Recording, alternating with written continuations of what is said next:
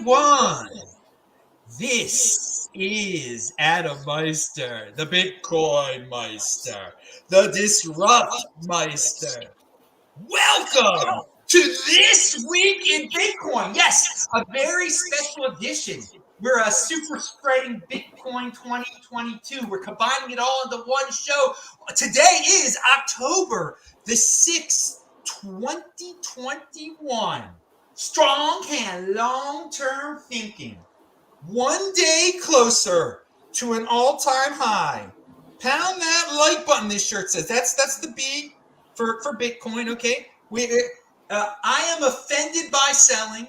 Don't FOMO on alts. Defiance over compliance. Oh, man, am I pumped. I am pumped to bring it back this week in Bitcoin, thanks to Bitcoin Magazine. And we're going to super spread the Bitcoin 2022 conference on this today. But I mean, literally, we do have the best guest in the space here today. Anders is back. Dennis is back for his second time. And Bran is back. Now, I want to especially thank, Bran, I'm like, dude, you want to be on the show tomorrow? He's like, yes, I want to be on the show tomorrow. And because he just was able to do that like that, I was like, why not just make it a This Week in Bitcoin show? So I asked my reliable dudes. These dudes, I mean, they seriously, they're the best. And I'm just like, of course, Dennis, 2 hours ago, I needed a freaking third guest. He's like, yes. So conscientiousness, these guys are all conscientious guys. That will bring you success in so much of your lives, people. You don't have to be a freaking genius to be successful. In fact, I know plenty of geniuses that are complete failures. Conscientiousness. So I want to just give a thanks from the bottom of my heart to all three of these guys for just, I love when guys, when I say come on the show, they come on the show. Instead, there's some dudes out there, I'll never reveal who they are, they flake out at the last minute. It's really annoying. All right, dude, so let's start it off. It's obviously, we're really happy that Bitcoin, it's October, and I've been pumping this month for 46 months, in fact, because of the 210,000 block theory. We're 210,000 blocks from December of 2017, which was when we reached another all-time high. And so, I mean, are we going to reach another all-time high this month? Stay tuned, people. I'm not revealing it yet because I want to start talking about the Bitcoin 2022 conference because I love Bitcoin Magazine, and I also, again, I want to remind everybody to retweet this and that now I do shows because of Bitcoin Magazine, but I also will do another show when we raise $100. We only need $79 more. I'm going to thank the other guys who sent money today. I also have a Lightning address now that's linked to below. We'll get into that later. So before the show, we were talking, Bran, and then I didn't see you at the Bitcoin conference in 2021. Even though you were there was 10,000 people there. I didn't see you. You were working your butt off. There are going to be 30,000 people there, maybe more. April 6th to 9th. Use Adam10, the code below. Click on the link below to buy your tickets. But what do you want to say about it, man? Yeah, man. Well, first off, it's my big regret of 2021 that at the conference, I was trapped behind the main stage. I was the speaker guy. So all the content and everything was locked inside my brain. And so because of that, I really wasn't allowed to leave the backstage. Couldn't see everyone, couldn't go outside. It was really cold where I was. And so, really missed that. I'm excited this next year. We actually are bringing in P from the Bitcoin Magazine team. He's going to take over that role of kind of the speaker coordination and agenda crafting. So that'll free me up. So I'll be able to see everyone for 2022, and I expect to see everyone there. The conference is going to be amazing. I mean, we are really we're pulling out all the stops in terms of, even for 2021, we were budget limited. There were a lot of things we wanted to do that we couldn't do because we just, we didn't have the money, we didn't have the resources. Thanks to the successful conference, now we can just blow out this conference and make it just the most incredible event for Bitcoiners that has ever happened. And as always, it's Bitcoin only. It's for Bitcoin, about Bitcoin, by Bitcoiners. So it's just going to be the moment in time where everyone can come together and talk about the technology, learn about the industry, orange pill some noobs, and yeah, just celebrate life. Now I'm already prepared early. I already got my Airbnb down in Miami. Okay, people. So you got to start preparing now. Tickets are cheaper now. You use the discount code below, Adam10. Click on the link, etc., etc. So it's 4 days instead of 2 days. Anything you want to say that's going to be different on this board? I mean, there's going to be like a day of networking, kind of. Oh, it's very interesting. This. Yeah. So, we took a lot of elements from last year and tried to figure out how to make them even better. And so, last year we had kind of the whale day, which was somewhat akin to an institutional day. We're blowing that out, and we're creating an entire industry day. So it's like, if you work in the Bitcoin industry at all, you want to work in the Bitcoin industry, you want to network, that day is going to be specifically about some of those, higher level, or I guess lower level, more specific conversations around Bitcoin and how to work in the industry and what are the kind of the trends. And then we're going to do the main conference again. Those are kind of the 2 days in the middle. And then we're going to end it with a music festival. And, we're already talking to some really big names to bring them in. But, our vision here is that Bitcoin is a movement. And if Bitcoin is a movement, then you need kind of the cultural and artistic aspects kind of folded in with it. And, we had a lot of that at the conference last year. And so we said, how can we blow that up? Let's dedicate a whole day to it. So we're going to have music and food and art and all sorts of stuff. It's going to be just incredible. We're calling it Sound Money Fest. If you have a ticket to the conference, you automatically have a ticket to the Sound Money Fest as well. All right, dude. So Miami, we're going to super spread it. The media is going to make lies about it. We're super spreading something else like they did last time. I mean, Anders was there. You can attest to the fact that we were just super spreading partying. Anders, you were partying like a freaking rock star, dude. I mean, in the tent, you were showing how Europeans really do it, dude. That's you were right. Great. Any thoughts? Will you be returning in 2022?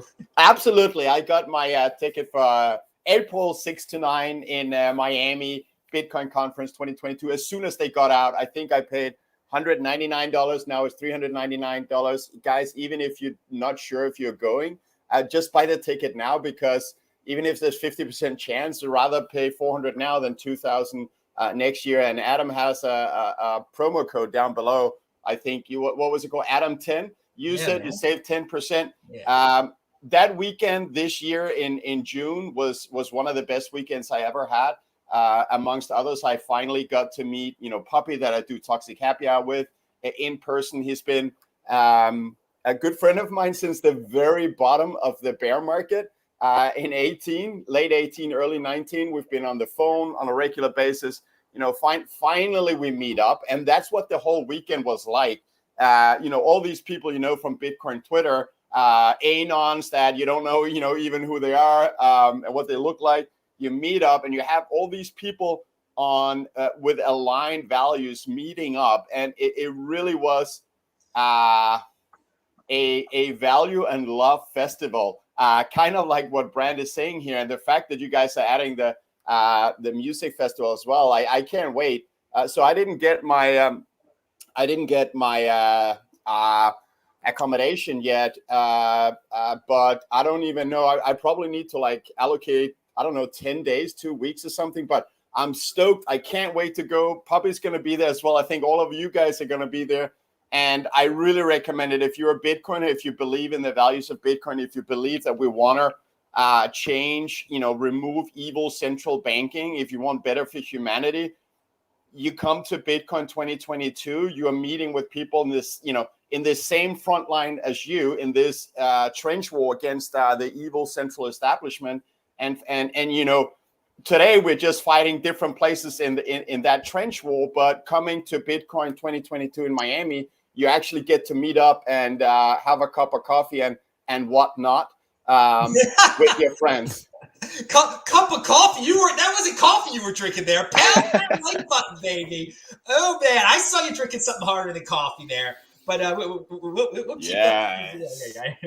So, did you meet? Speaking about Anons there, I met Gigi there. Inside information there, people. I don't want to give too much away, but I embraced Gigi. Did you see Gigi?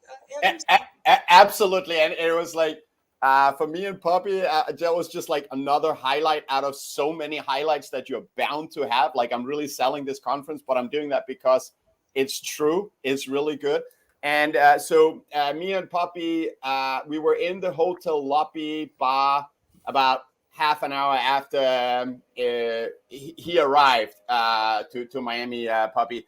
And I tweeted out a picture, where we're standing next to each other because finally I get to meet my very good friend. Gigi's at a hotel nearby.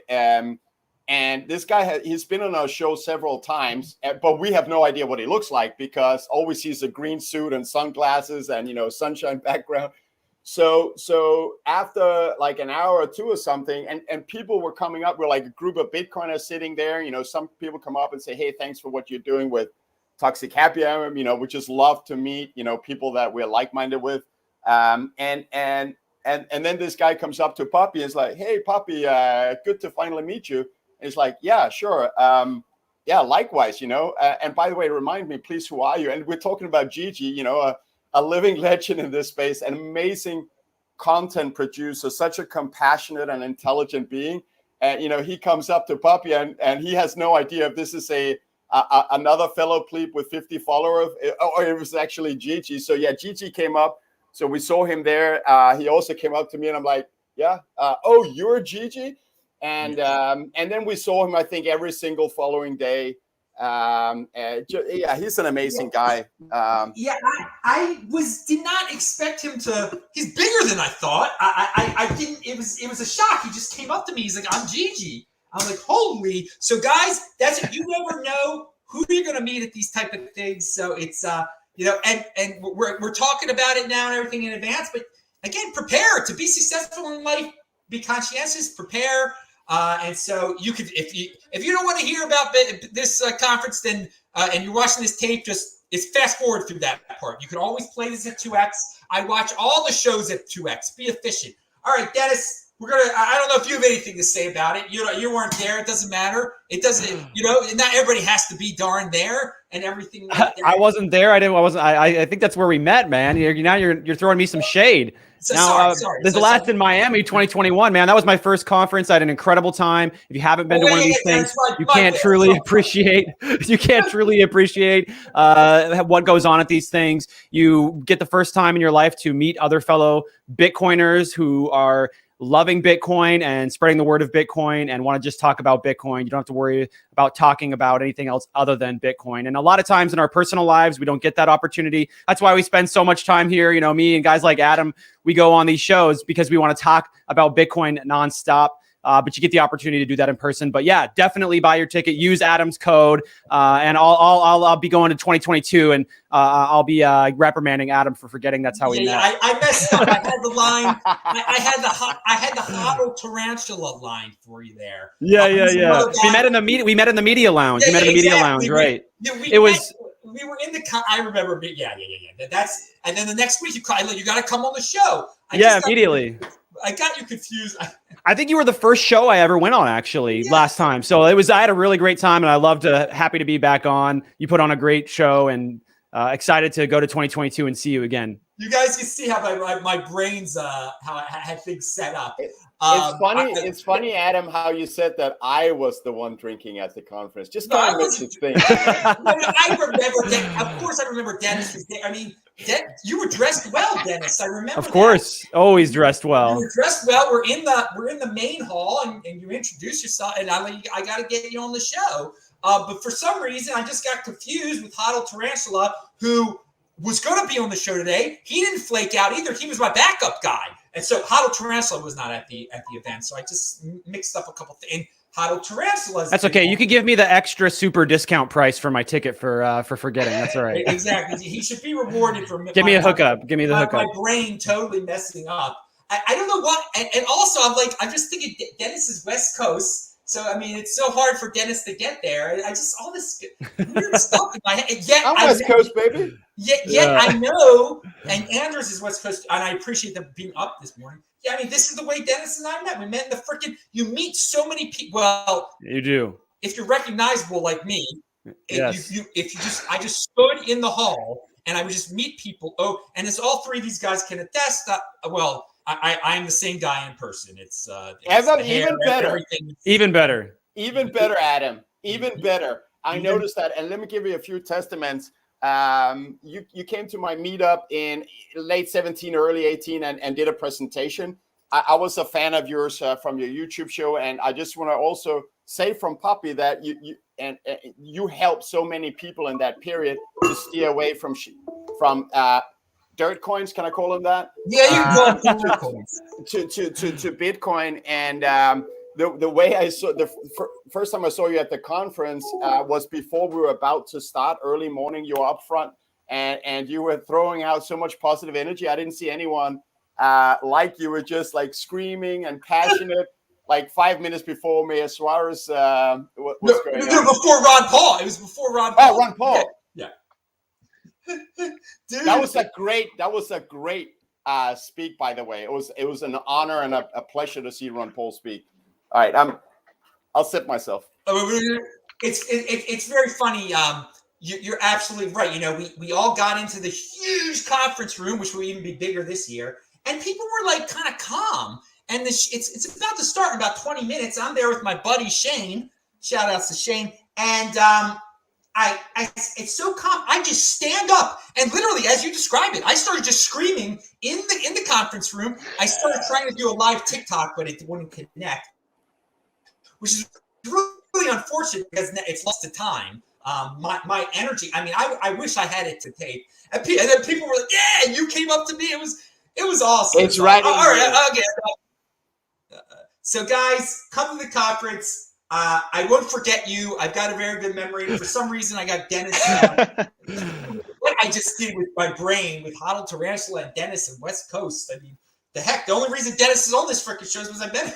I mean, and he's awesome. But he's awesome. And I met him. So Dennis, we're going to start with you, baby. We're going to start with you with the topics because I got all confused about where I met you. And so here's a tweet from Vinny Lingham. The next time Bitcoin goes over 50,000, it's not going back below. He tweeted that out in early September. So the other day, we just went back over 50,000.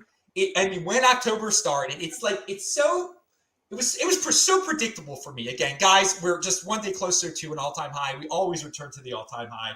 So Dennis, do you think we're ever going to go below 50K? And is this month going to bring us the all-time high? As it is, I mean, it's 210,000 blocks since December of 2017. So I think it will. I'm spoiler alert. I think we're going to hit the all-time high.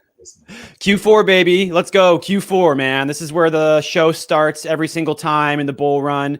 We all know the day it clocked over to Q4, the price started to move up. I don't know why, but this is just the magic of Bitcoin.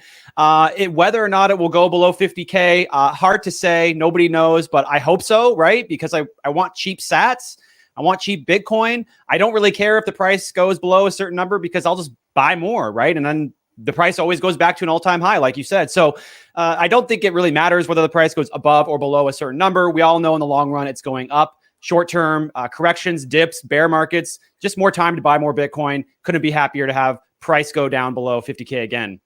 But is this the month of the all-time high? Are we going to, what was the previous all-time high? 63? I don't even know. 64, I think, was the all-time high. And I think that it's a real opportunity to go above it. Right now in this month, we got a whole month in front of us and the price is just screaming upwards. All of the doubters and the people in disbelief, all the bears out there screaming about dead cat bounces are absolutely horrified to see the price continue to move upward from here. And I would be remiss to say that I'm glad I'm not a bear. I'm glad I'm not short. In fact, we were talking to a guy last night in Spaces. He was screaming and yelling about how he's short Bitcoin at $50,000. Well, somebody is definitely getting liquidated today. Do not short this asset. It will wreck you. I think we could go all-time high. Once we break all-time high, I think we'll stay there probably momentarily. That tends to happen. We kind of go up and then we settle down. We simmer for a little bit and then we take off again. Second leg is intact. I think we're going up to probably, I would say, if we break all-time high this month, mid-month, I could see something like 100K, 150, maybe 250 by the end of the year. But, again, nobody really knows where we're going. And hopefully we can, stay here as long as we can before we go up, man, because I just want those cheap sats. I don't like when the price goes up. Everybody wants the price to go up. I mean, that's the new people. I get it. They want the price to go up because they need that confirmation like, oh, yeah, my my investment was good and my girlfriend and my wife aren't, or my husband isn't yelling at me and telling me I'm a fool, right? Because they're staring at their negative Bitcoin and going, oh my God, maybe I made a terrible decision. But yeah, I get it. Be patient. It'll come. Buy the cheap sats. Eventually you'll see your all-time high. Dude, everybody do what the shirt says. If you're listening to this on the podcast version, pound that like button, of course. I'm glad you said, I'm glad I'm not a bear. I'm glad I'm not a bear. When one is standing in front of the Eagle in Los Angeles or Baltimore or Seattle, one should be glad not to be a bear. Anyone catch the reference I'm doing there? Oh man, that's some hardcore stuff right there for those dudes with. Well, anyway, so let's get let's get to remind everyone that 19 Bitcoin make you a millionaire right this second. If you have 19 freaking Bitcoin and you're a fiat freak, you're a millionaire. Anyway, so let's and I want to thank the dudes who made the previous show possible, or one of the previous shows possible, who made it possible that our next show, we only need to raise for the next one Bitcoin show. That's the regular show on this channel. We only need $79 more. So people, ask questions, do the super chat. We're going to raise that money. And I want to thank the dudes who did 1, 2, 3 No Scope, Gregor, Johnny Minus, Ken Bozak. Oh, the NFT. We're going to talk about NFTs. Taval Dakres. We only need 79 more bucks. Is this an all-time high month, Bran? Is this an all-time high month? Yeah. The short of it is, I think that we're probably going to hit all-time highs either in like one giant candle, which could be, as soon as tomorrow, to be honest, or we'll probably trend our way there for like the rest of this month. And I really see like, October. I love that meme. I think, the memes have their own kind of weight in this space. And I think the October meme is great. So we'll just trend up this whole month. And then I think November, December are going to be some real rocket fuel. I'm even taking a step back though. And it's like, how can you be a bear at this point? In the past year, Bitcoin has churned out 1 block every 10 minutes. Has awarded miners, 6.25 Bitcoins every block, and has been banned by China and didn't stop, And then you have the other system where we're talking about printing $1 trillion coin just so our government doesn't stop working. And it's like, what system do you want to be a part of at this point? I don't understand how there's even competition. And so, we're getting bigger every day. More and more people are coming to understand, the scam of the fiat system, how it is built to take wealth from some people and redistribute it to others. And they're like, no, I just want a monetary system that is unalterable, immutable, and just reflects the actual value I see in the world. So no, it's just like, I couldn't be more bullish right now. The price right now really doesn't even matter because like it's becoming more and more obvious to the world that Bitcoin is inevitable, and that's what gets me excited. You make an interesting point. You said where would anyone want to be when they're going to make $1 trillion coin possible? Guys, Bran, I got to tell you, it's called happyflation. The media is saying the inflation is good. I have been predicting this for a while, that we were going to have something called happyflation, where what was once looked as bad, inflation, is you should be happy about it. And guess what? That is what the media is portraying. And that is what the 80%ers are eating up. And yes, smart people, 20%ers, where else would you rather be? Happyflation is a joke, but it's real. But people are buying into it. And we've got articles. Here's let me read you a title of an article that just shows, everybody needs, people out there, the 80%ers need things spoon freaking fed to them these days, all right? Because thriving is an act of defiance, by the way, people. That's a quote from the great Alice Lacrosse. But I want to read you this other thing, this title. Where is this title here that I cannot? Well, Adam, Bitcoin, at least you should be happy that you're getting a pay raise, right? So that's that's why inflation is great. Bitcoin has been around for. Hang on. How the Bitcoin boom could be leaving behind poorer and older people. So that's a headline from the media. How the Bitcoin boom could be leaving behind poorer and older people. Come on, dudes. I mean, you're the same media that's cheering on inflation and happy. You're making the poorer and older, well, poorer at least, and leaving them. You're telling them that inflation is good. You're putting them in a position to be left behind. Dudes, don't let your information be spoon-fed to you. You got to be in motion, all right? But I just got to say, most people, if they use their heads logically, they could say, where else do I want to be in the place where they have $1 trillion coin, or do I want to be in this Bitcoin? But most people are like, well, the media says inflation is good, so I'm going to stick with the $1 trillion coin.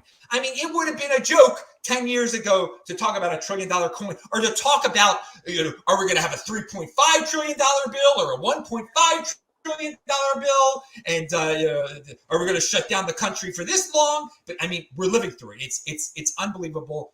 Anders, your thought? Is this the all-time high month?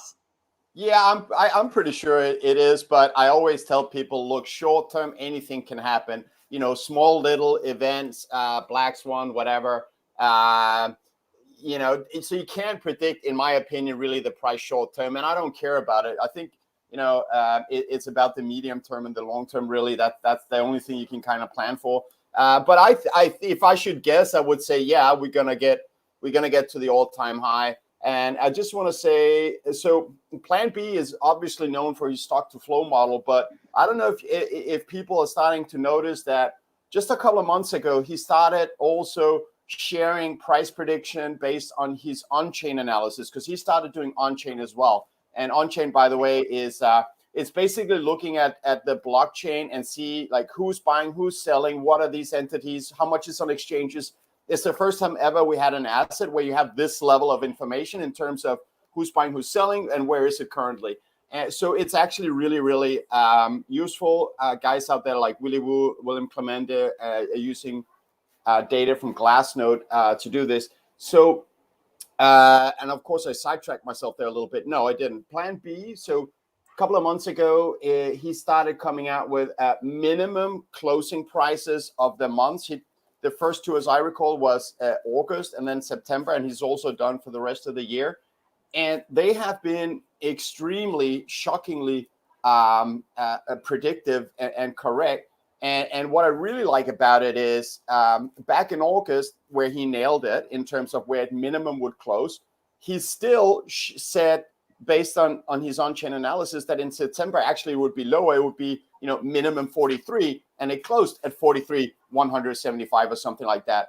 And so I start paying attention to that, and he's saying, I think 63 as minimum for this month. And if that's the minimum, I'm pretty sure we can also scoop past the 64 something and change.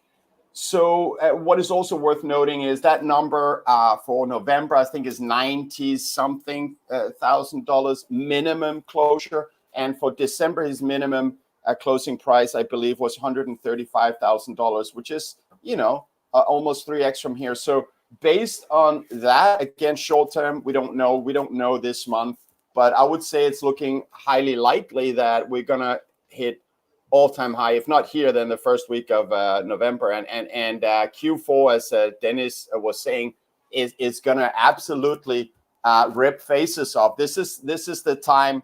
Q4, 1.5 years after the halving, is the time of face napalm in the Bitcoin price action. Ooh, napalm reference there. Pound that like button, people. Retweet this there. Bitcoin Magazine loves when this gets retweeted. If you don't have to send money, people, you can just retweet this. All right, that's the best thing. That's great to do. TechBalt on Twitter. I'm tweeting every day, TechBalt. All these guys are linked to below, so follow all these guys right this freaking second. People are telling me that Dennis gets loud. He gets loud. He does get loud. I get loud also. We're both getting loud. Hodl Tarantula is, or not my tarantula, whatever he wants to call himself. He just sent $1. By the way, thank you very much. He says $1 trillion coin better be minted with a clown face on it, or I'm going to be disappointed. Yeah, of course they're going to put a clown on it.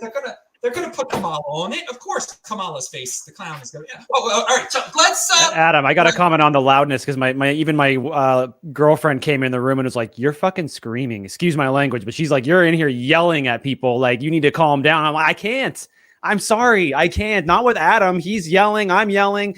Anders is here. Bran is here. The price is up. I'm feeling extremely bullish. Couldn't possibly be more bullish, especially as Adam is climbing on the table. You can't see it. You cannot be calm here. This is we got to do what you got to. We're working out. We're doing everything here. All right. In Salt Lake City, I'm gonna go outside. It's beautiful in Salt Lake City. It is such a nice, dude. All you people stuck in Baltimore, you people that treat yourself like trees, you think you're so high and mighty on the freaking East Coast in that freaking ghetto that I grew up in. Not that I grew up in the ghetto. I grew up in a beautiful suburb outside. Thank you, my glorious father and blessed memory, and my mother. But I mean, there's so much opportunity. So all the East Coast people, I just want to point something out to you, East Coast. I mean, you are living in this bubble where like the world is ending and like you're living in this apocalypse. You freaking losers! If you think this is never quote unquote never gonna end. There's so many people, they don't have an out of this situation. They're just addicted to see it. And they're, oh, well, the numbers are going up here. The numbers are going up there. Why don't you get your tuchlis out of the freaking East Coast, go to a place where the numbers are supposedly going up, like Miami or whatever, Salt Lake City, and see that people have been living a freaking normal life for like a long freaking time. Just wanted to put that, I don't know, my people from Baltimore, I love you. I love my family, my friends. But my Lord, are these people stuck in a doom hole? And I want to also, speaking of just, being in motion and, compete, don't complain. We mentioned that headline before about how poor people and old people aren't going to get into Bitcoin. And the great Dennis, who actually is in New York, and who travels, who isn't a downer. He's like, Bitcoin has been around for 12 years. How much more time do they need? And this is a great question now, okay? And someone in the thread said, maybe people are struggling to make sense of Bitcoin because of bad reporting. And I think guys, use your freaking heads out there. Now, the people watching this show, they're using their heads, obviously. But there are so many people addicted to the mainstream media, and they're not getting into Bitcoin because they're scared of it. They're not being in motion because they're scared. I mean, it is like fear is the freaking default of society. Is what I've learned here. And just being in motion is an accomplishment. Collectivism is the default. Individualism is the accomplishment. I just want to remind everyone of that today and on this day in Salt Lake City. And just like that, I'm going to be in Dallas soon. I haven't been in Texas yet during this situation, but I heard that Texas is great also. You don't have to live a conventional lifestyle. Fitting in is freaking overrated. Bitcoin is the anti-conventional lifestyle at the minimum. You could still live in New York or Baltimore or Philadelphia or wherever, stuck in this freaking doom hole and just buy Bitcoin. That's your little thing, and you're doing your part there, okay? At least in your mind, but most people, they're not getting out of it. So little rant right there. You never know what you're going to get on this show. I don't know. Does anyone have anything to say about that? And want to talk about happyflation or the price or what I just said before we move on here? Yeah, I'd love to jump in. And, I can't believe that we've gotten to a point where, we can talk about inflation as if it's like some, good thing, especially like higher than normal inflation and talk about it's a good thing. Inflation is the single most regressive tax that we can possibly come up with. I mean, it literally aims at the poor. It aims at the old. It aims at people who are reliant on, steady streams of income that aren't going to budge in a pickle. And it increases the cost of living across the board. I mean, you cannot make it more difficult on a poor person than to cause rampant inflation in the system. I can't imagine that we're trying to frame this as a good thing. Bitcoin does not leave poor people behind. Bitcoin is the way out. Like there is no other alternative. Bitcoin Tina, it's true. And so, I wish that more people would ask the questions of like, why can we just print $1 trillion coin and pretend like all our problems are going away? How is it that we've, 3x'd the money supply in the past year and a half and, don't think that there's going to be major ramifications? All of these, things that we've done, if you're, passively just watching it happen and assuming that everything's going to work out well for you because, your mainstream media source has told you not to worry, Like, you're going to get crushed by this. And you know, the only people who aren't going to get crushed by this are going to be the big banks, the folks who are in charge, the folks who can, you know, directly influence the system in order to improve their outcomes. And everyone else is just going to get absolutely left behind. That's what Bitcoin's for.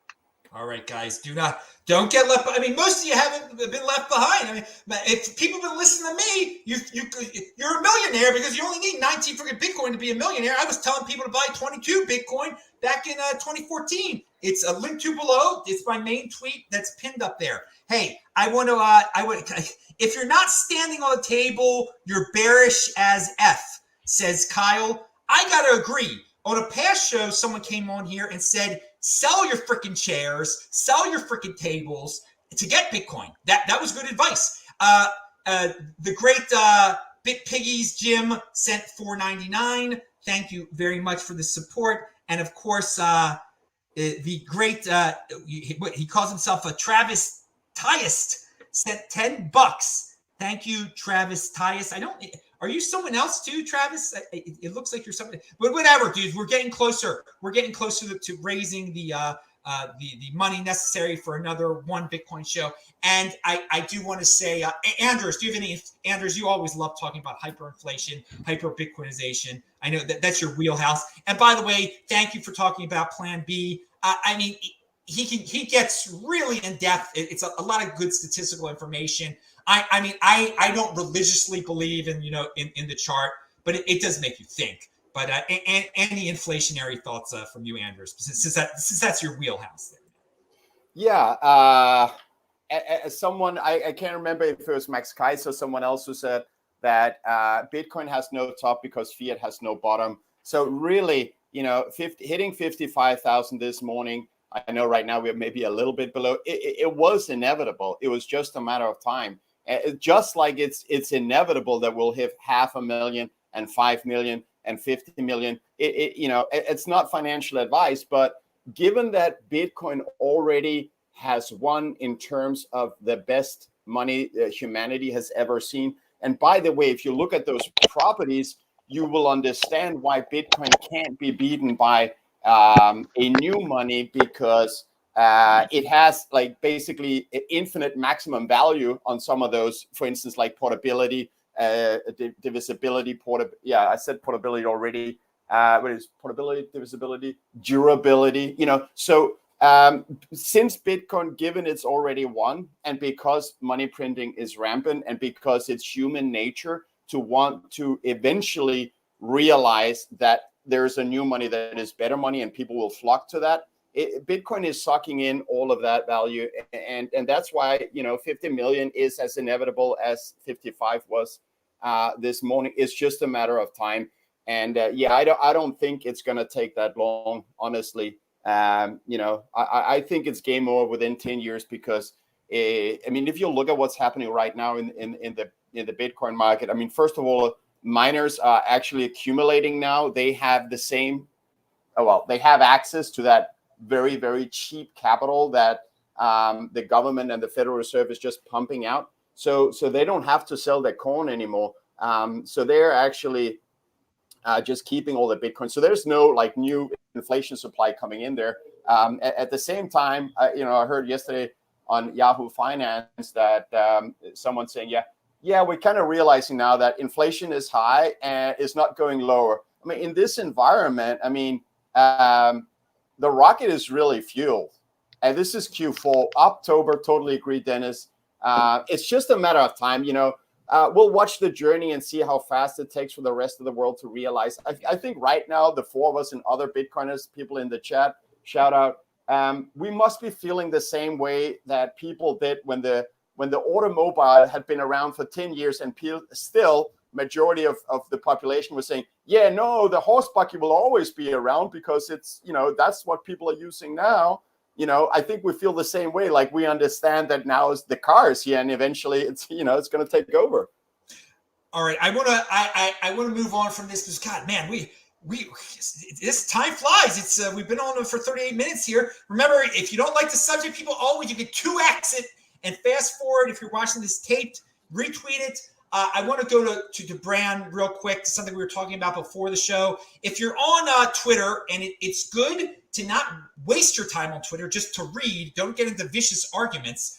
But Udi in Israel, in Tel Aviv, who I would hang out with if it wasn't a pain in the tuchlis to get to Israel and they didn't have any of these ridiculous requirements. I mean, the Bitcoin embassy in Tel Aviv, such great memories there of hanging with hello everyone there. But Udi is talking about, he's the biggest Bitcoin dude out there, and he's not a fan of Ethereum, but he sees that this NFT thing, this Ethereum thing, is bringing all sorts of newbies to the space. And he has brought up that perhaps, people need to stop screaming about this being a scam, that being a scam, calling everything a scam, not being as toxic. And I tend to, as most people know, I don't call anything a scam. I don't call any altcoin a scam. I would never call Ethereum a scam. I'm not part of the Bitcoin Inquisition or anything like that. And it's people were really, people were getting on Udi, that he got the Bitcoin Inquisition on him because he dared say that maybe, in the realm of social media, people should, we've got all these, you cannot deny that so many mainstream newbies, they see some rapper talk about an NFT and all of a sudden they own cryptocurrency. And so, how are you going to handle that? Are you going to say, oh, you bought a scam? Is that going to get them to get Bitcoin? Or, just being a little bit calmer. So, Bran, we'll get to Dennis on this. Bran, your thoughts on this? Yeah. Can everyone still hear me? Yeah. Can you guys still hear me? Okay, cool. Yeah, for some reason my sound cut out there for a second because I'm the classic technical difficulty guy. But so I work at Bitcoin Magazine, and I think what's really cool about working here is you kind of have people who run the gambit in terms of Bitcoin maximalism in the company. And, I followed a different kind of side of this than a lot of people who work there. So, don't take my words to be, reflective of everyone, right? But the way that I see it is like, Bitcoin is the most interesting, the only thing really that I worry about kind of putting my money in, right? Because Bitcoin is the future, currency of the world, right? I don't think that it is intuitive coming in from the outside of why Bitcoin is the only thing that matters and why everything else will ultimately just kind of be noise. And in my opinion, everything else's value will be measured in Bitcoin. So, again, there's no point in kind of trying to long-term invest in anything else.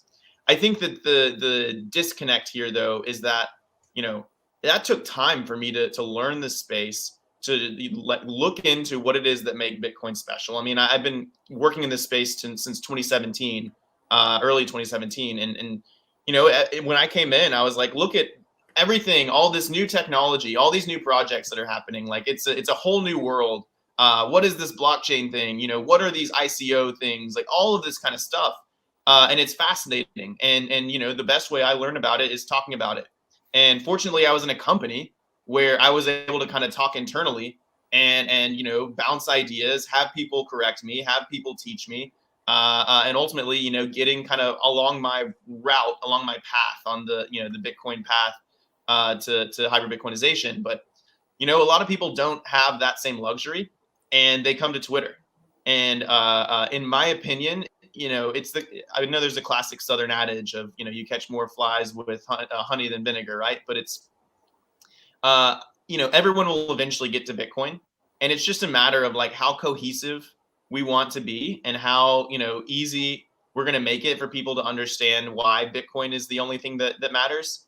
I see the toxic maximalism, and we have people at my company who are, very much pride themselves kind of on being toxic maximalists.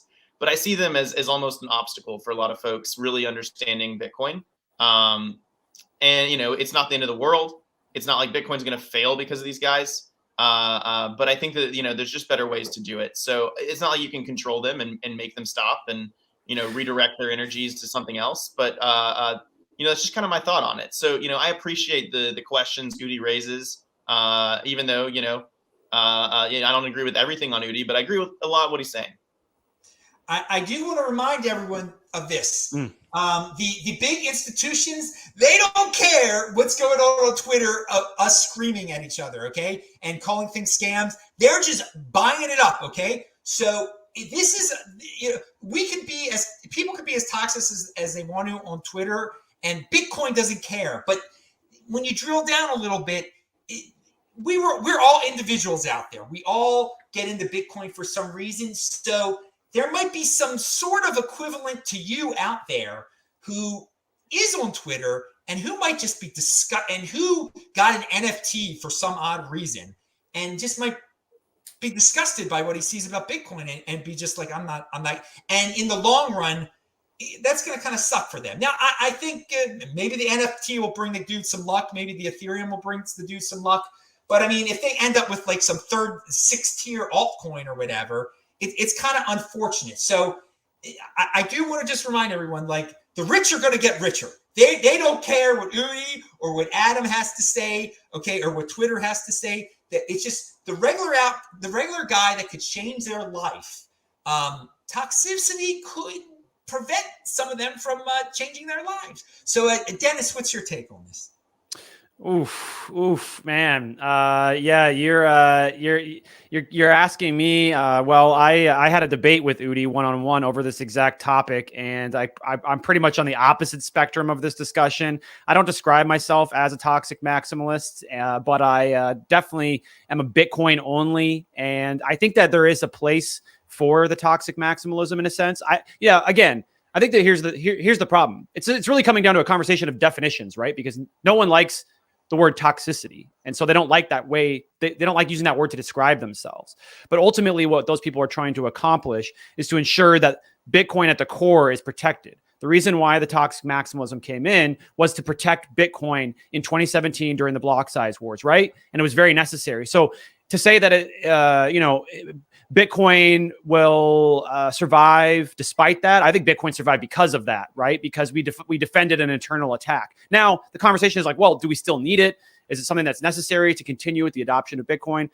It's hard to say for sure. I think generally speaking, if someone's new to the space and they want to learn and they're open, I'm more than happy to spend countless hours with that person describing Bitcoin and educating them about Bitcoin. I've done so in Twitter Spaces and on Clubhouse. Literally have spent hours and hours and hours. I've had rooms dedicated to helping new people. But at the same time, if someone wants to attack Bitcoin, if someone wants to discredit Bitcoin, if someone wants to try to change Bitcoin, I'm going to get toxic. Like, that's just the way it is, right? We need to be able to push back against people that are not in it for the right reasons, and they want to make Bitcoin their own, right? And that's why you have Craig Wright standing on a stage by himself the other day, right? Talking to an empty audience because he tried to change Bitcoin and we got toxic. And that's kind of the end result of what happens. Now, is it necessary all the time? I don't know. Hard to say. But at the same time, like, I've been on both sides of this. I used to think, let's get rid of the toxicity. Let's get rid of the maximalism. Let's get rid of this energy, right? Because it's bad for adoption. Well, but at the same time, we have to realize we're fighting two wars here, right? We're not just like trying to get people to adopt Bitcoin. We're also trying to make sure that Bitcoin doesn't get screwed over by people who have ill intent, right? So maximalism, toxicity, whatever word you want to use, Bitcoin only is what I like to call myself, is creating a moat around Bitcoin, and it protects us from the outside, but it also makes sure that we, keep ourselves in line on the inside. So if someone has ill intent, if someone's a scammer, they're going to get out real fast. They're going to go to another coin that's way easier to scam people, right? Because they allow that kind of stuff in the other projects because they're so nice to people, right? So I have a different perspective on it. I think that I understand why people don't like it. It is rough around the edges.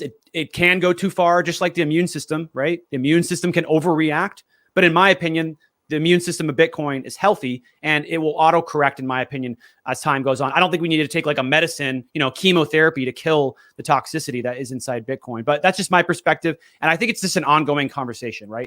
It's an ongoing conversation, discussion in the Bitcoin community. And, I'm happy to change my mind if someone comes up with a better argument or opinion on this that shifts my opinion. But I used to be against it. Now I'm for it because I've experienced it. I've had it directed at me twice, right? And after going through it, I go, wow, I don't think I would be trying to still be in this community if I had ill intent or I was a scammer. I would leave. I'm like, this is way too much for me. Let me go scam some of these Ethereum people because they're happy to let me scam people over there. All right. Now, there's some nuance here. We're going to have to drill down a little bit, okay? Because obviously, if some guy is making insane claims, by the way, this is an avocado here, eat healthy. If people are making insane claims like the BSV guy that you mentioned, we're not even going to mention his name. Of course, you got to say this guy is a scammer. But I think what's going on right now on the ground is this NFT thing is getting it's getting mainstreamed. Okay, it's not going anywhere. The NFTs are mostly on Ethereum. I think where we are, and Udi kind of touched on this. I don't read everything that he puts out there. I don't think it's a good time to call Ethereum a scam. Ethereum isn't a scam. I think that's the question. Is it a bad idea to call Ethereum a scam, Dennis? That's I think the problem with Ethereum is that they probably sat out with good intentions, maybe from the beginning, but ultimately what they ended up doing is lying constantly. There's a lot of stuff that's coming to the surface that they may have done, like bonus programs for people that are willing to buy. I mean, really, essentially, they're an illegal security to some extent, right? And so they very much are formatted as a security. And if you don't like securities laws, right, that's fine. But also they lie and stole from the miners. So they went from 5 ETH to 4 ETH to 3 ETH. They've been stealing from the miners nonstop. They eventually went to EIP 1559, where they continue to steal from the miners. And then now they're trying to transition from their base layer. They're having to rebuild the entire base layer of Ethereum and go from proof of work to proof of stake, which has basically never been done. Some coins have started proof of work. Some coins have started proof of stake. No one has ever transitioned, and it's a very unsure time. And I don't think they're being completely honest about the difficulty of the situation that they're in. I think it's going to be a very tumultuous time if they ever even do it, because the thing is, they have to do the difficulty bomb. And when they do the difficulty bomb, it's going to shut down the proof of work chain. And when that happens, all the miners that they've been screwing over for the last, 5 years are going to say, you know what? Guess what? We're going to start reorging the chain and doing time bandit attacks against you because you guys have been screwing us over. So now we're going to screw you over because you're about to fire the security guards and we're going to take our cut on the way out. So in my opinion, very strongly, I've debated David Hoffman on this. I don't like Ethereum. I think that they, in a sense, are scamming. The scamming word is maybe strong to some people, but the scam is the lie. The scam is the marketing lie. But this is the thing. You just gave all this history and what might happen. This is complicated stuff for newbies. Why should they even know about this? That shouldn't play a role in anything that they do, to tell you the truth. I mean, it should just be the greatness of Bitcoin, not the history of Ethereum and what it might and might not do. And I think when we have all these Bitcoiners, I mean, what you said was good information for someone of a moderate to an expert level of knowledge. What you just said for beginners is going to turn people off of Bitcoin. Like, why do these people care about that? They minted a bunch of Ethereum. Why should I care about that? It's going up. I will say one thing, Adam. Like, I get it. Like, people don't like to, get the tough words, but at the same time, like, I've had countless people message me and say, I sold all my Ethereum and bought more Bitcoin. So, I'm sure there's people on the other end who are like, screw this guy, I'm going to buy more Ethereum. But generally speaking, when people hear some of the things that I have to say about Ethereum, because I've studied it extensively, they hear what I say and they go, oh, you know what? This is not what I thought it was. And I'm not being told the whole story over here. And so they end up deciding to sell their Ethereum and buy more Bitcoin. So in the long run, I'm converting people to Bitcoin or hardening their belief in Bitcoin. Can I jump in here? Oh, yeah. Sorry, Dennis. The brand's trying to get on. Yeah. Right. Yeah. So Dennis, everything you said, I agree with. I think that probably where we disagree is just in the definition of like what the toxicity actually is. And I more see it in like the realm where Bitcoiners intersect with mainstream. Like at this point, I agree, like UASF is what protected Bitcoin. There was toxicity kind of imbued in that, and Bitcoin like has this immune system. I would even argue that sometimes the immune system doesn't go far enough. I think like Bukele is probably a really good example of where the immune system has kind of maybe let in a foreign body that doesn't quite align with the values, and yet like we kind of celebrate him. But that's beyond the point. My point is like I see this kind of cabal that will continue to kind of react to everything in that same toxic way, as ultimately being an attack vector for people who aren't in the space to discredit the space. And that's like my biggest worry is like, I can see people who will say, look how toxic Bitcoin is. I'm never going to get into that because look how toxic it is.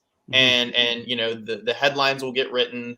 The media will say the far right extremists, or you know, whatever they're going to say, right, to discredit Bitcoin, and they're going to be able to just pick out whatever kind of tweet that they want in order to kind of prove their point. And that's the thing that I'm worried about, or not even worried about, but just I struggle with, and I struggle with people, you know, in my office who do it, right. So it's not like, you know, I'm just out there screaming into the void, but you know, ultimately, I do agree that it's had its usefulness in the past, and I do agree that, like, you know, things like Ethereum will never work in the long run, and you know, it's important to kind of work out and lay out for people what the fundamental flaws are. I mean, I've talked to folks in ETH who know the guy that's in charge of doing the merge, the guy who's actually in charge of pressing the button to, you know, merge to ETH 2.0. And he's been working on that for like 4 years and hasn't figured out how to do it technically. Like he just doesn't even know how to do it.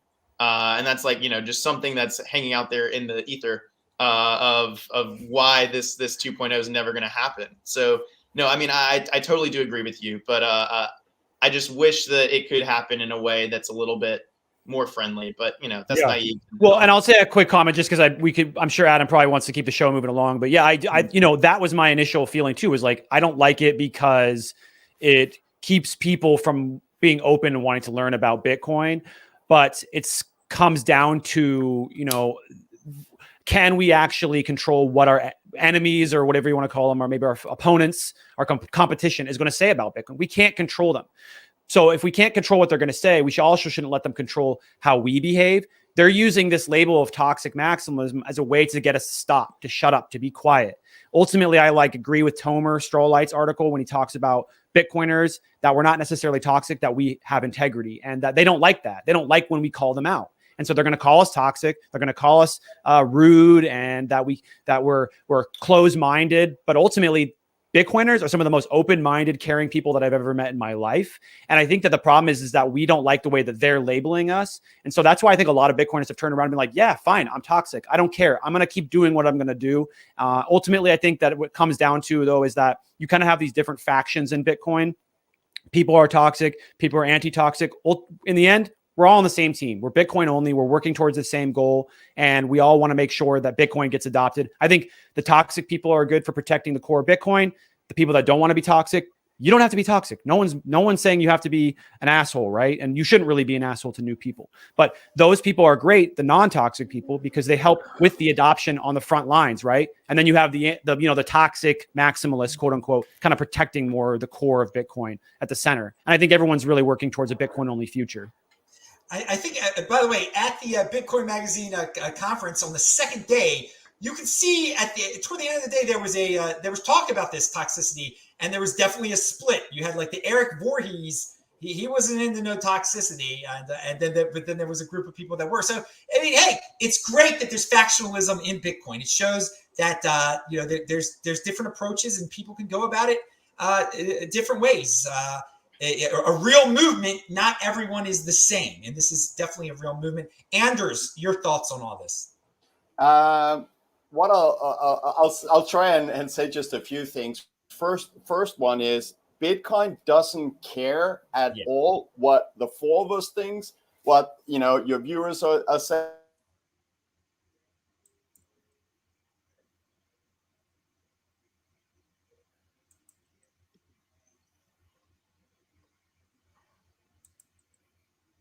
Whoa, can everybody hear Anders?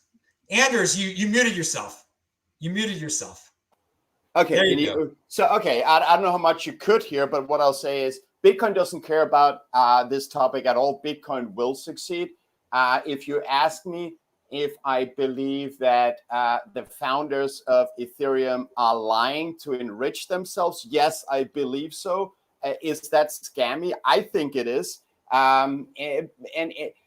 Personally, I'm toxic towards anything that wants to delay the adoption of global sound money, because I believe that will be very good for humanity. It's what brought me to Bitcoin in the first place, that we get a better money. And so, yeah, I think that's it. But it's Bitcoin doesn't care. If Ethereum founders, I believe, are lying. I don't like that. And who cares? We're going to get to 50 million either way. They're just over there in the corner, unfortunately scamming, and we're calling it out because we believe it's not good for new people coming in that may end up losing their savings. They haven't solved the scalability problem like Bran, you were explaining how the guy in charge of that. And I remember this discussion about Ethereum trying to solve their scaling problems been going on for like 4 years. And, they're talking about proof of stake. And as you just said, they don't know how to do it. And imagine if it goes wrong, the whole project collapses. I would never have, try and store value in something so dangerous, in my opinion, but anyways, Bitcoin don't care. It also doesn't care about what I think about Ethereum founders and their intentions to enrich themselves. All right, we're going to move on from the toxicity here. Johnny Midas said $20. He says new show donor. Dude, we're getting real close, dude. Thank you, Johnny Mice. And people, if you don't want to do it through YouTube, you just go through PayPal. Adam@tresorhelp.com. You can also email me at adam@tresorhelp.com. All right, so we're talking about newbies, onboarding, Ethereum, this NFT thing. I've referred to it a few times. I've done some more research into it. Thanks to Juan, Juan Galt has reminded me that the first NFTs were really built on Bitcoin back with in 2016 with Rare Pepes and all you old school people. We'll get Juan to come back to talk about Bitcoin NFTs soon enough. But during my investigation of this NFT situation, my mind has been changed a bit. I thought it would be good for baseball cards. I still think it is. But I do see it not going away. I don't think we've even reached, we have not reached peak NFT at all. I think it's going to bring in a lot of regular people into the space, people who would not have found out about Bitcoin otherwise. If they buy Bitcoin, I don't know. They're going to probably end up with Ethereum, though. So, I keep bringing this up. So I want to hear your guys' takes on NFTs. If you care at all, if you're going to ignore it, or if it's an elephant in the room type of situation, or if they're positives, negatives. We'll start with Bran of Bitcoin Magazine, which totally has nothing to do with NFTs, really. But I'm sure you got an opinion. Yeah. So, we played around with them at the company. We have a golden whale pass that we sell for the conference. That's a NFT built on Liquid. It's cool, man. Look, it's not Bitcoin. It's totally something different. And I think that there can be totally something different that exists in the world whose value are measured in Bitcoin. And so I think that, these NFTs are going to have some sort of place. It's hard to say exactly what that place is. I hear the broad visions of this metaverse where your NFT can become your identity kind of thing. And, it sounds like we're a long ways away from that ever happening. But I also can understand the picture that they're, envisioning when they're talking about it. So, I don't really buy NFTs. I bought like one or two here or there, like one of the racing horses, Zed Run, I think it was called. And I've sent him on the track a couple times. Didn't win anything. So, probably going to have to put that one down. But, other than that, just haven't really, had to dig too much into it. But am watching it curiously as just like a totally different from Bitcoin phenomenon that's going on. And it is interesting. I don't have too much to add. You bring up something that I forgot to bring up. These NFTs, for all you people in the Bitcoin Inquisition or whatever, they're not money. So it's a totally different thing that's built around cryptocurrency. It isn't money. So Bitcoin people shouldn't feel threatened, and you should never feel threatened as a Bitcoin person. But I do want to put that simple disclaimer out there. The NFTs aren't trying to be money.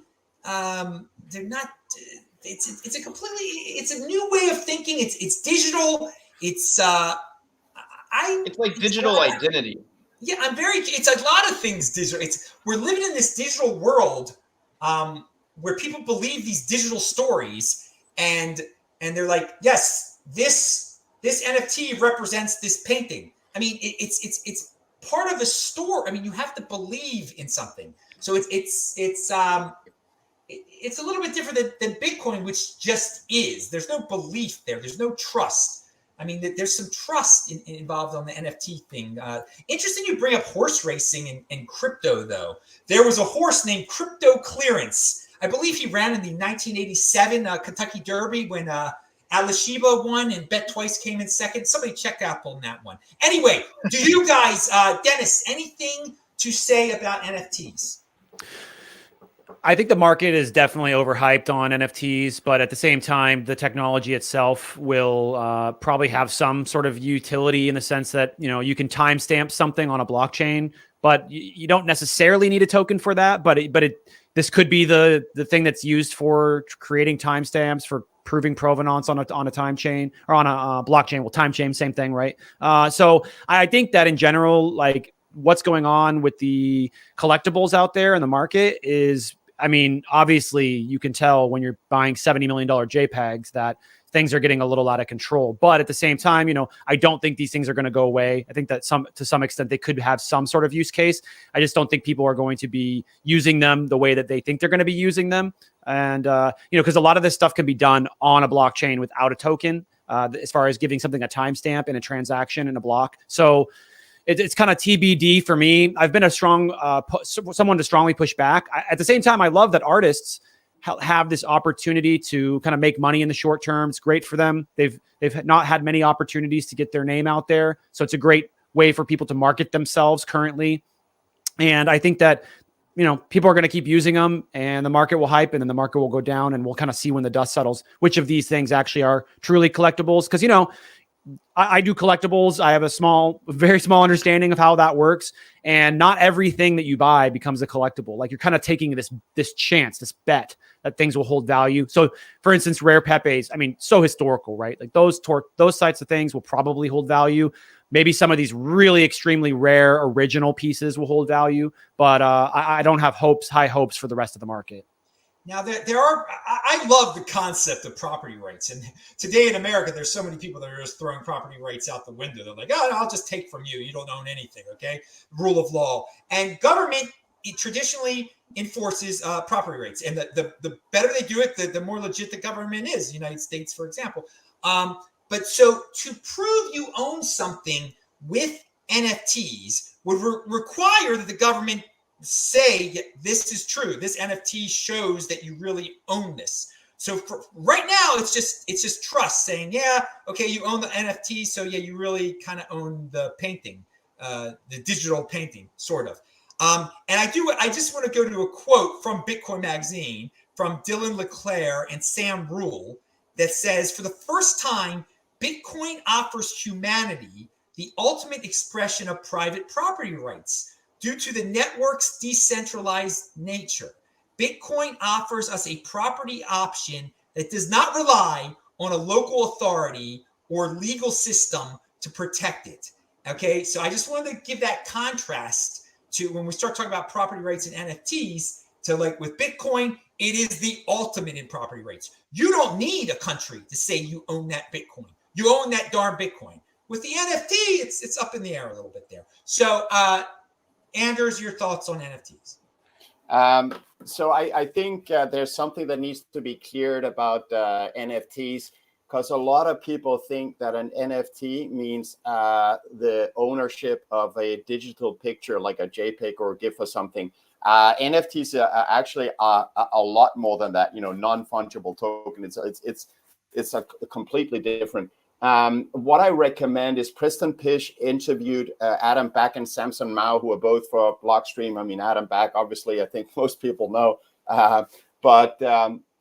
and they touch upon it. So I believe that, you know, if it's about digital ownership of a picture that anyone can just copy paste on their screen, that make no sense, and that has no place, and that I consider pretty, lame and not very intelligent.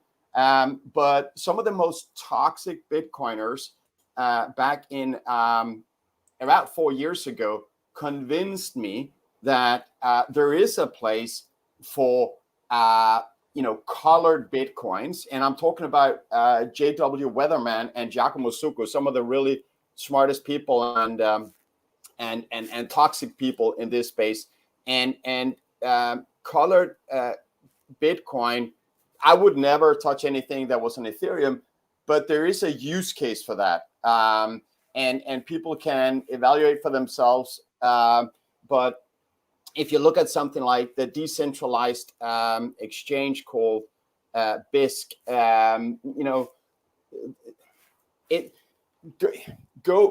instead of me going into a lot of it now, is we did some interviews with those guys, the founder amongst others, JW and I, of BISC back like 4 years ago. And I came in with the attitude like, it's a scam, like, why are you not using Bitcoin? But there is, some of the most intelligent and toxic Bitcoiners convinced me that, look, this is not trying to be money, it's something else. And we're not talking about digital pictures. That, I think, is absolutely nonsense. But personally, everything that I have is just Bitcoin. It's really the only asset I have. I don't have real estate. I don't have a car. I don't have a bike. I walk, even though it's Los Angeles, because I want to maximize my Bitcoin. I don't have anything else. But let's just be clear that NFT is there's different things, and there are some that actually have a use case, in my opinion. I don't own any. I'm not pumping any. I'm just saying, this is where I guess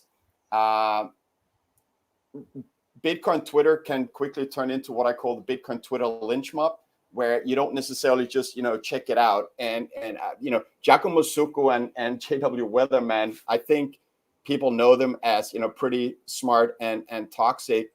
They convinced me because I came in with the same attitude like everyone else. So, people maybe should do a little research on that. Personally, I don't own any. I'm not planning to, but I'm just saying there is a use case there. Yeah, you call it the Bitcoin lynch mob. I call it the Bitcoin Inquisition. Yeah, sometimes a Bitcoiner will bring up, well, this NFT thing seems interesting, and they'll get attacked brutally or whatever. But hey, keep on, dudes, create. This is not about destruction. Keep on creating. I like that. I'm not experimenting. The NFT thing, let people experiment with it. I think it's interesting. I don't think they're going away. I just want to put that out there right now. I think it's going to be big, and it's going to bring all sorts of people to this space that we never really dreamed about. And create your own pie. Again, this is not a zero-sum game. Keep on doing it, people. All right, now I want to get real quick. We're gonna get out of here soon, but I got to bring up the governments of the world. Here is a tweet from Eric Voorhees. It's cute that the mainstream media parrots China's propaganda. The ban is to cut down on money laundering, rather than the truth, which is obvious to anyone paying attention. The ban is to reduce market competition with China's central bank digital currency, which is clear, and China's central bank digital currency is to gain total financial control, total everything control over their people. So of course they don't want Bitcoin around, okay? Now, thinking about how countries try to gain financial control over their people, China isn't hiding how they're trying to do it. They love their social credit system, and a CBDC, central bank digital currency, will fit in perfectly. Here in the United States, they're starting to talk about a central bank digital currency.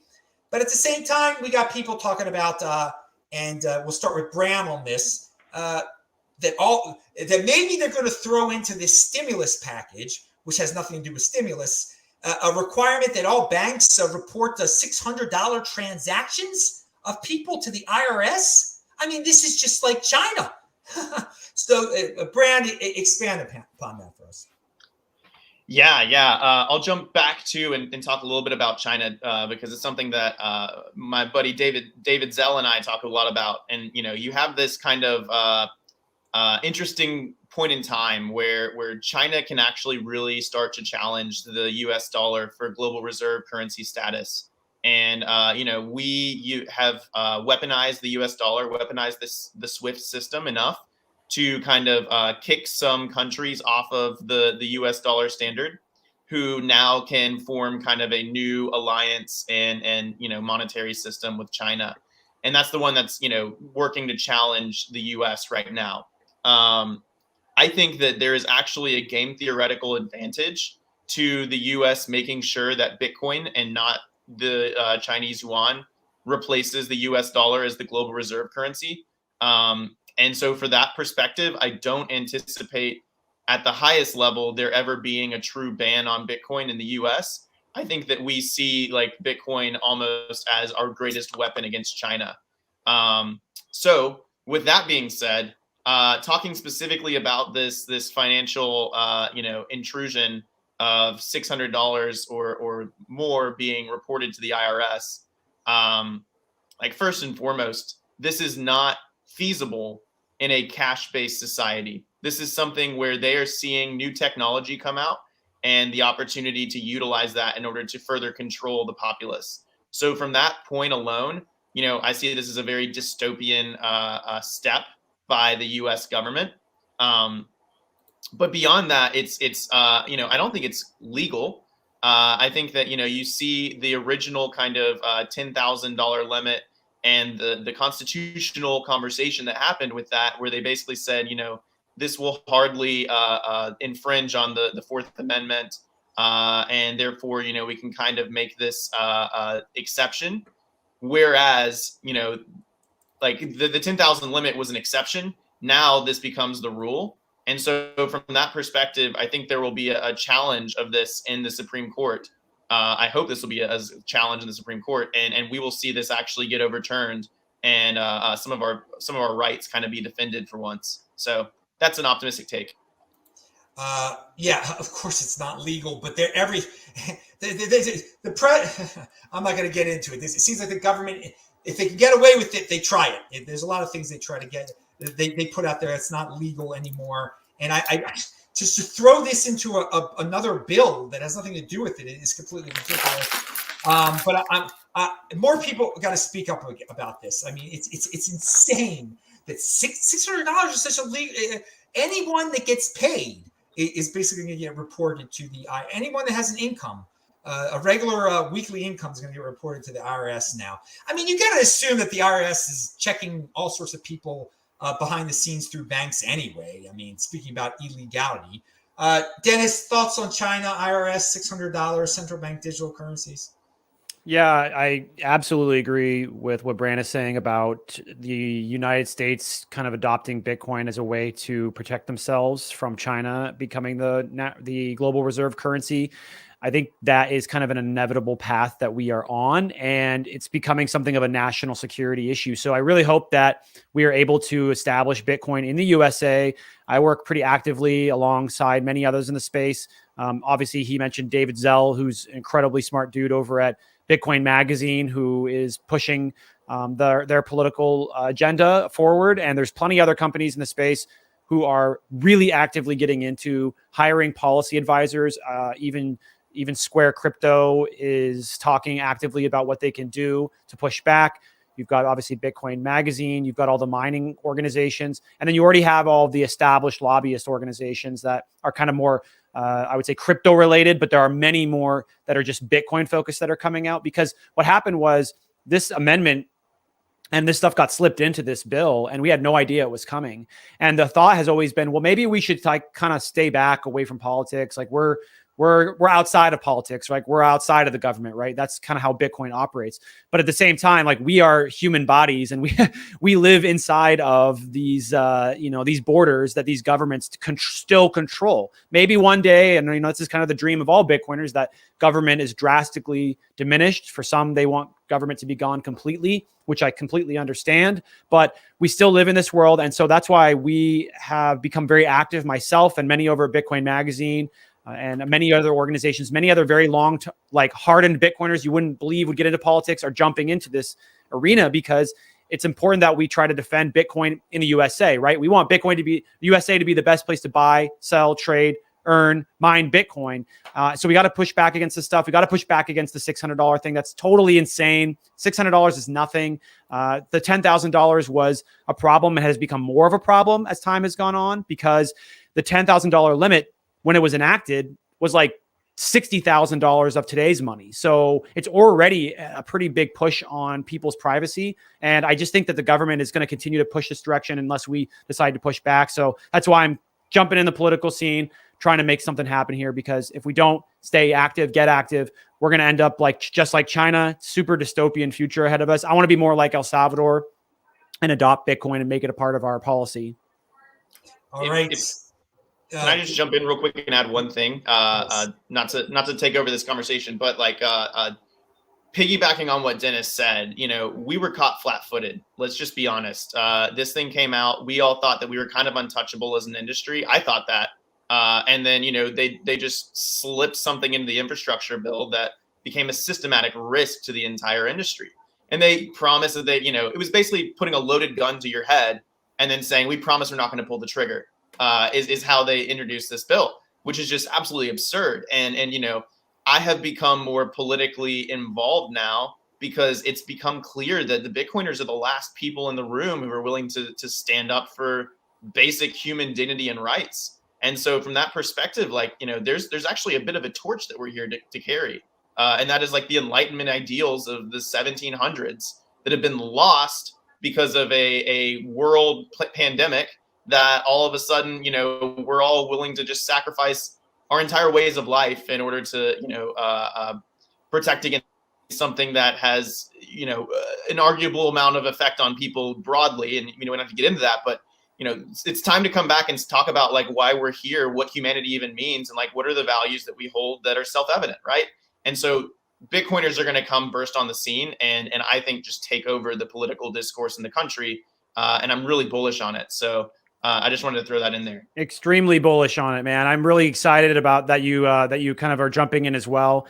And there's things coming. There's so much coming that people don't even know about, that good Bitcoiners, good hardcore Bitcoiners that have been in the industry for a very long time, from the very beginning, have been here, are jumping in, starting these organizations, getting behind candidates that are pro-Bitcoin, like Erica Rhodes, pushing for more lobbyists going to that are Bitcoiners, right? These are people that are going to do it for the right reasons. We're not hiring outside firms. We are going as Bitcoiners to DC to defend Bitcoin. And yeah, Bitcoin will survive without America. It doesn't need America. It doesn't need any country, right? But at the same time, if you're an American, do you want to live in a country that bans Bitcoin? Personally, I do not. I made that calculation for myself and decided that instead of sitting on my hands and waiting to have to flee to another country, I'm going to stand up and fight and push back against the political establishment in this country. Wow, the show is taking a political turn here. Anders, your thoughts? Yeah, it's as Dennis said. I mean, both Dennis and Brent brought up some really good points. Bitcoin doesn't care about politics in the United States, but fighting back against it is something you got to do for the love of your country, because it's only going to hurt United States. And let's remember that, the founding fathers of this nation, Brand, you were talking about the 17th century, they were against central banks. I think people are not aware of it, or they just forgot or whatever. But United States used to be an amazing place. But look at all the poverty and all this that has come along because of evil central banking system, which, once people dig into it a little bit, will understand is what is really hurting the poor people and the middle class. But I believe the politicians at the end of the day won't have a choice. And central banking, the Federal Reserve, does not have a future, in my opinion, if you go out 10, 15 years. So luckily, this country, I believe, that I live in, I'm not a citizen, but it will be restored to its former beauty and glory of the principles, the good old-fashioned conservative and solid, freedom-loving, property rights respected, principles of the beginning of this nation. I think honestly, when we come to the coming 30s, it will be the exact opposite of America in the 30s, in the last century, where there was a Great Depression. It's going to be a revival of this nation. America is going to be a great place to have free speech, for the middle class to prosper, for people being lifted out of poverty, because the current system absolutely de-incentivizes people going out and working. So I just want to say I'm very positive for the future of this country. Bitcoin don't care about the politicians, but yeah, you should care about what they do if you love your country. And I just have one quote here just to close it out, so that I completely agree with everything that Anders is saying. It's like Bitcoin doesn't care, but if you want to live, I want to live in a country that's, in line with the future, not in the past. But this quote is from Thomas Jefferson. It says, "I believe that banking institutions are more dangerous to our liberties than standing armies. If the American people ever allow private banks to control the issuance of their currency, first by inflation, then by deflation, the banks and corporations that will grow up around these banks will deprive the people of all of their property until the children wake up homeless on the continent that their fathers conquered." It's crazy that we've gone 245 years from that moment to where we are today. Like, we could have prevented this all along. We knew this was coming, and we've just allowed it to happen because we've allowed central bank policy to completely take over everything in this country. It's time for us to have a separation of money and state in this country, just like we did with the church and state, just like we did when we kicked the British out, for just like we did with taxation without representation, which is essentially what's going on right now. They're stealing from us. This bank, these aren't Americans. These are banksters. These are international corporations. They don't care about you and me. They've been ripping us off for decades. They've been stealing from the middle class. They've been destroying the industry. They've been destroying the jobs. And the reason is because they don't care about you. They only care about themselves. And it's time for us to give them the boot. Separation of money and state, separation of everything at freaking state. The state shouldn't have its hand in. It just keeps getting its hand deeper into every aspect of our lives. It's separate. There shouldn't be a Department of Education, for God's sakes. I mean, Anders was talking about, maybe people don't understand how banks work there, or that the founding fathers didn't like banks or whatever. They don't know, but they don't have an education. They don't know who the founding fathers even were anymore. I mean, they know about the critical CRT, this, that, and the other. And Anders, you're saying that the 2030s are going to be great. Dude, let's bring it on now. Let the 2020s be great. Golden age, baby.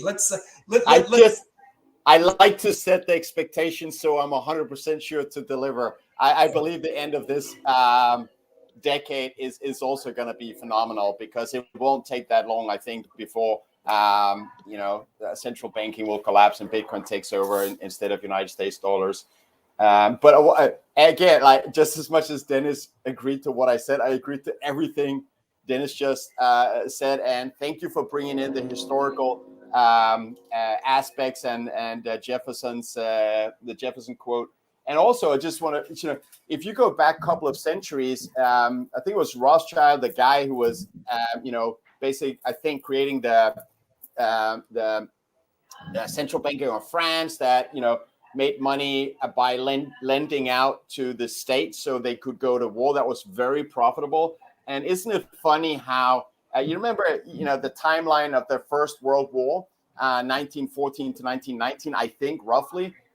Isn't it funny how 1 year before that started, magically, the United States created the Federal Reserve, also the same year that the IRS was created, so that it was already planned, it was ready, set to go. Let's create the Fed so we can do more of this funding for war, so the arms industry can make money, so the private bankers that created the Fed on Jekyll Island or whatever it was can make money. That was all planned. That was that 50 million people, whoever died in the World War, was absolutely in vain. It was just so there were some private bankers that could make more fortunes. I think that a way to explain it is that governments, in order to spend, combine state and money. So the best way to do that is to have a central bank. And once they have a central bank established, they can do whatever they want to. So I don't know. That's why the people died. Oh, I mean, if there were no central banks, you wouldn't have been able to fund wars, basically. Yes, exactly. When you have central banks, they can fund anything. It's unlit. It's the money printers, and they're not going away. I mean, opt into Bitcoin. It's my suggestion. Sorry for interrupting, but war is very, very profitable for the arms industry and the politicians that get money under the table for initiating the wars. I mean, weapons of mass destruction. It came out that there were no weapons of mass destruction. I mean, come on, it's so obvious. And they went to war based on that. There were no weapons of mass destruction. Come on, man. Anyways, sorry to interrupt you, Adam. Thank you for having me on your show. Yes, again. I'm glad you're bringing up the conclusionary remarks because we are at the end of the show now, and I want all three guests to promote themselves, to bring up anything that was forgotten. With me, by the way, I'm on the Lightning. I've got a Moon wallet now, so if you want to do Lightning Network stuff with me, I've got my Moon address linked to below. If you want to fund my Lightning wallet, I guess that'll help fund it. Because the Moon allows you to go back and forth between Lightning and regular Bitcoin real easily. I'm playing around with that. So I got my Tuchlis onto the Lightning Network stuff that people have been telling me to try out. Also, I'm going to be interviewed soon by a few people. So I talk about, I don't do shows as much as I used to. But if you want to interview me, I will be on your show. And as long as you give me a copy, that's it. We don't have to raise money or anything. So those are so easy. Someone wants to interview me on my show. I don't care how big on their show, how big or small you are. Set it up, make it real easy for me. Send me a copy of it. I'll be on your show. It'll be on my channel too. It'll be great. I think that's what I'm doing. I don't have any other stories to share. Anders, any stories to share? You're going live after this. You got a show to do. So talk about that. Yeah. Well, I have a little story to share because you asked me to prepare a story, and there's this a little bit older El Salvadorian lady that I met yesterday, and I said, you ask her where she's from. El Salvador's like, yeah, Nayib Bukele, Bitcoin. It's like, wow, how do you know, president in my little country? And so I asked her, how, and I told her, look, this is going to be so good for you guys. Crime is going to go down. And you guys are going a prosperous future. And they're doing terrible. It's like really a tough country with a lot of poverty, unemployment. And I like to think I gave her a little bit of hope and confirmation that things are going to go well. But what I'll say is, nothing is easy. And what she told me, and I think we got to look at both sides of the coin, is there's a lot of confusion. There's a lot of people in El Salvador that don't understand it, that are not using it yet. That being said, we'll get around to that. They will end up understanding and getting into it. But I just want to, highlight that, things are not always, black and white, and it's they gotta get used to it first, so that's my one story. Very hopeful for the future of El Salvador, and yes, Adam, Poppy and I are going live on Twitter Spaces approximately probably 25 minutes from now, because and so Poppy has been telling me for 2 months, like, Anders, come on, Spaces, and he's been like on Spaces almost daily. And I had some issues with my phone. I kind of figured it out. Also, I'm getting a new phone, so at least I can be part of it now. So what we're thinking to do, we like to keep both our YouTube show and Twitter as much as possible. We want to do the YouTube version of Toxic Happy Hour every Monday. Our timing will always be 11 a.m. PST, which is 2 p.m. Eastern time. It's on my channel, which you can find on toxichappyhour.com. And then as much as possible, Tuesday to Friday, we want to do Twitter Spaces. And I just want to say, Adam, thank you so much for having me on. I think it's been really great to be here today. Brand, Dennis, and you, I love this discussion. So many good takes and things that I learned as well. So I just want to, thank you and for having me on. And thanks, guys, for your input. It was really a pleasure to be on the panel with you. All right. Let's have Brand. What are your conclusionary remarks? Yeah, so I'll just weigh in real quick and say that I think some of the biggest accomplishments of Western civilization was number one, when the Magna Carta was signed, that removed, the central point of truth from the king. He could no longer dictate what truth was, and then it created the decentralization of kind of Europe.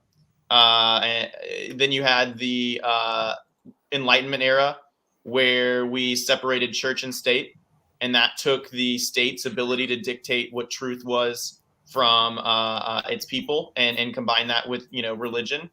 I think Bitcoin is the next big decentralized revolution. It removes money from state. Money is the communication of value, and value is truth. So once again, we're removing that from the state's ability to control it. And we will see the greatest period of human flourishing in the history of civilization emerge from Bitcoin. So, that's why I'm here. If you want to follow me, I'm Brand BTC on Twitter. Follow Bitcoin Magazine. Check us all out, and hopefully see you next year at Bitcoin 2022. Yeah, yes. And we'll keep on talking about it. Buy those tickets below, people. All right, Dennis, you got the final word here.